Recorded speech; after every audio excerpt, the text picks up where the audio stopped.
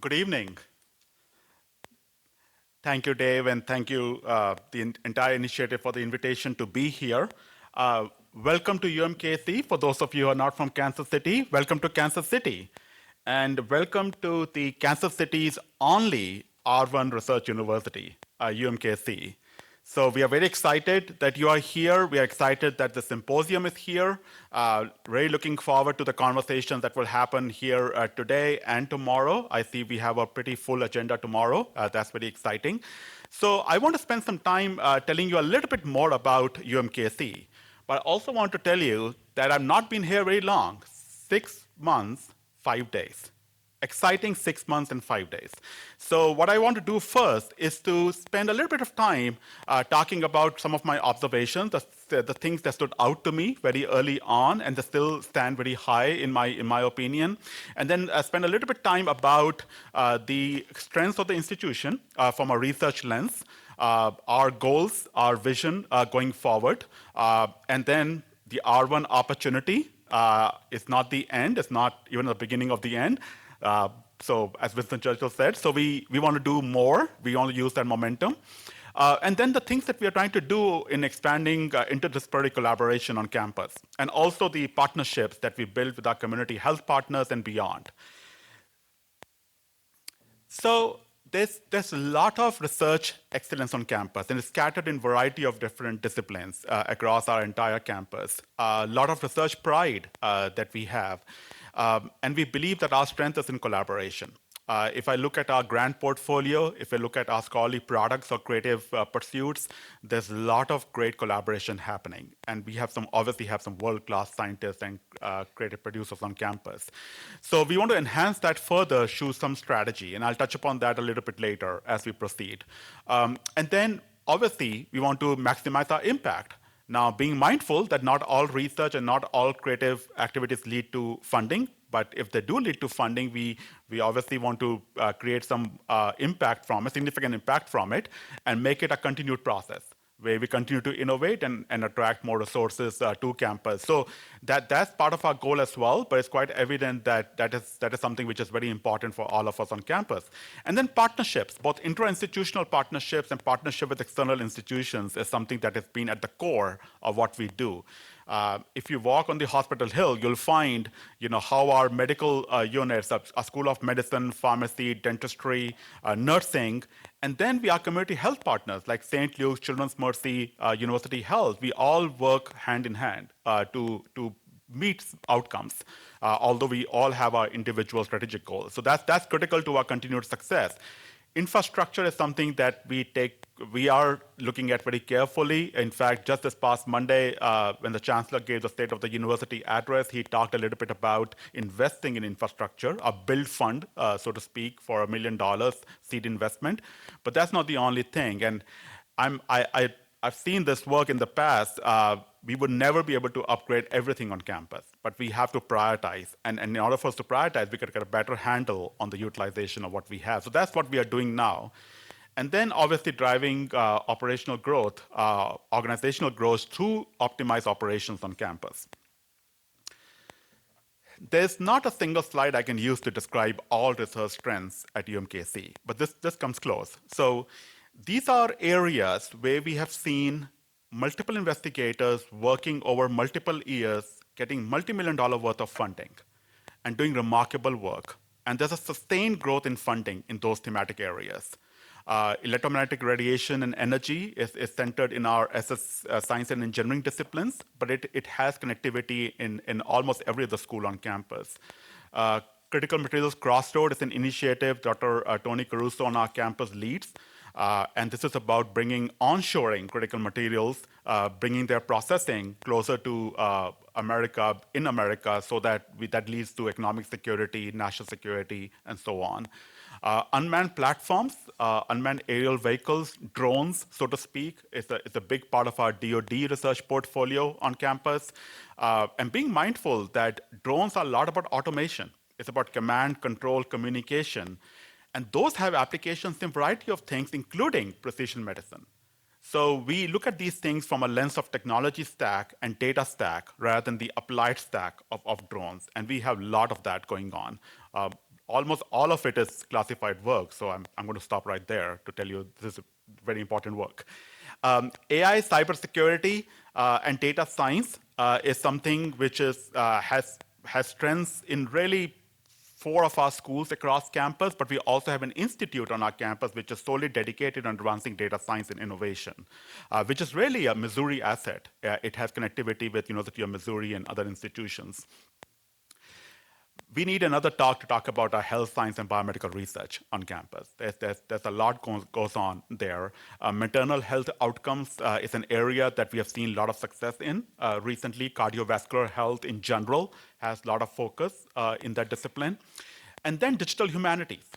And then when we look at these areas, you see at the bottom there, healthcare and defense are the core applications. And when I look at our research portfolio, that's exactly where we are. I mean, DoD is a big sponsor of our work, and so is NIH and other health-related agencies. So in terms of where we are today and what we want to see, at least in the next 8 to 12 months, one is quite evident. So let me take a step back. So we have a very mature commercialization system on our campus.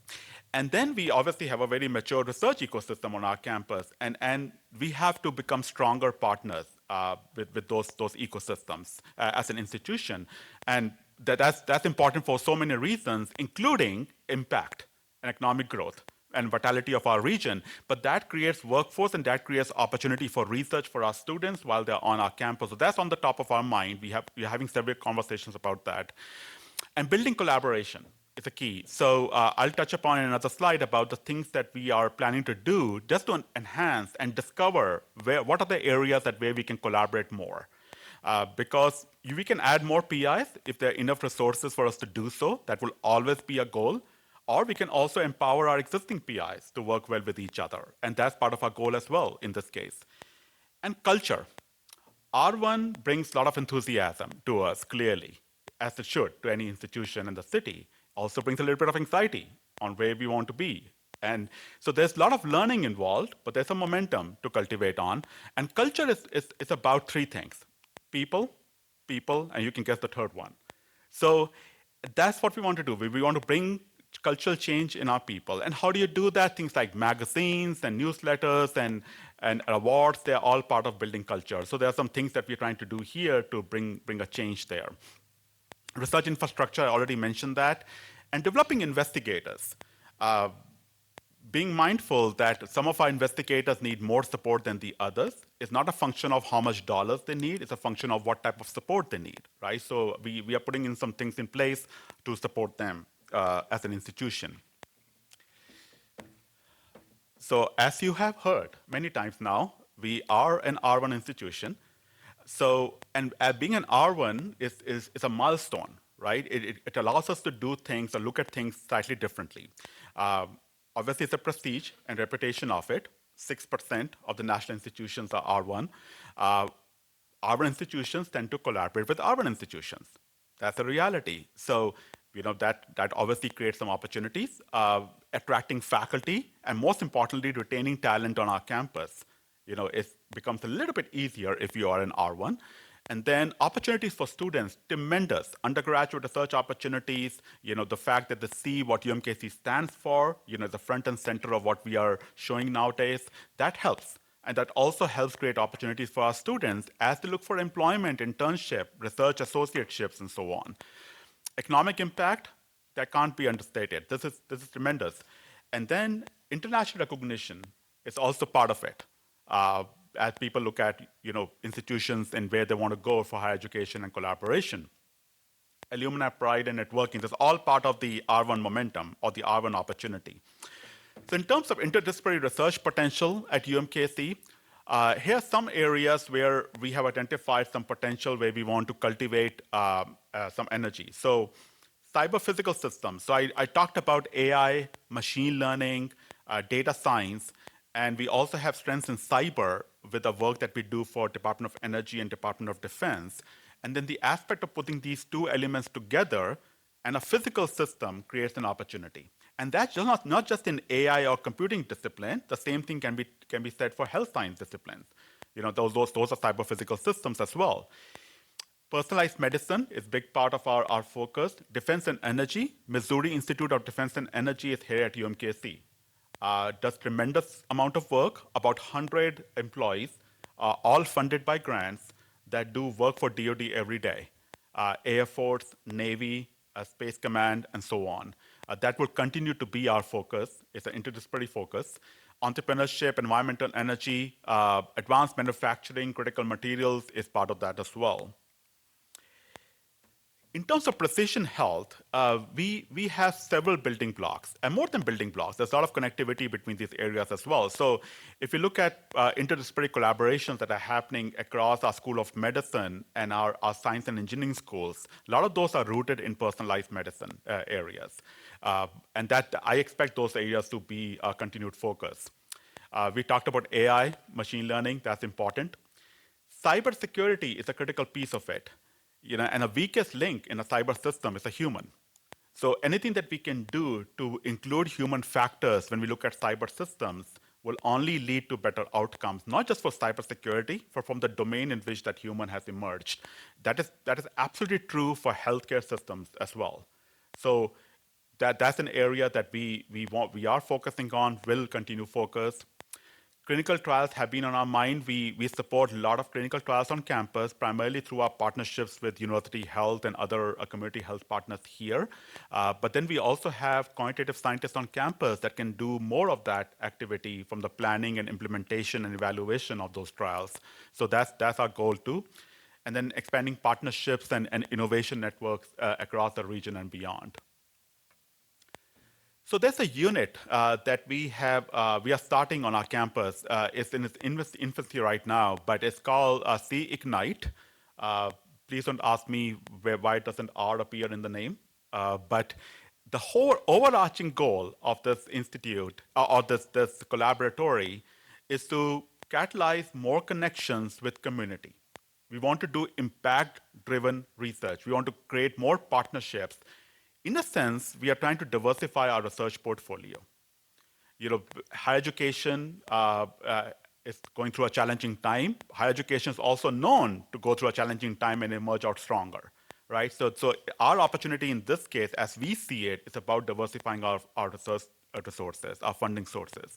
And a lot of that comes from collaboration and impact and partnership with external community partners. So that is a very comprehensive focus of ours on how to build those relationships in Kansas City and beyond. And then funding alignment and encouraging faculty to look at funding as a means to grow their research agenda, being mindful that funding is not the only thing that drives research on campus, and not all research can lead to funding. We have some remarkable creative activities that happen on our campus. So if you are in Kansas City, if you spend a week, you'll experience at least one or two activities that touch UMKC, which are on the creative side. Remarkable environment. And then the city itself has done some tremendous work in understanding what their core capabilities are and where the growth potential is. So there's a civic council of Greater Kansas City. Some of you might be familiar with their work. They are generating a playbook. Essentially, the playbook is a guidance document on the areas where the city has great potential for growth and expansion.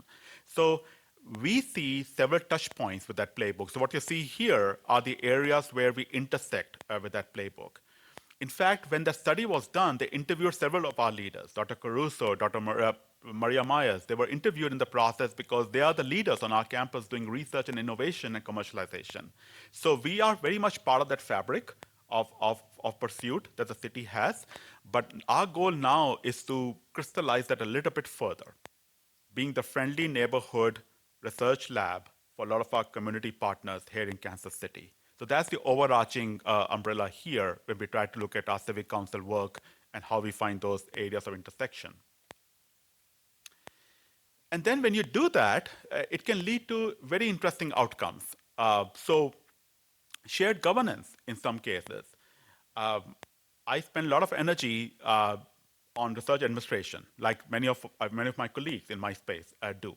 And I'm sure my colleagues in the area, and I talk to them often, they put in similar amount of energies there are points of intersection. There are points of efficiency that we can explore around shared governance of research administration.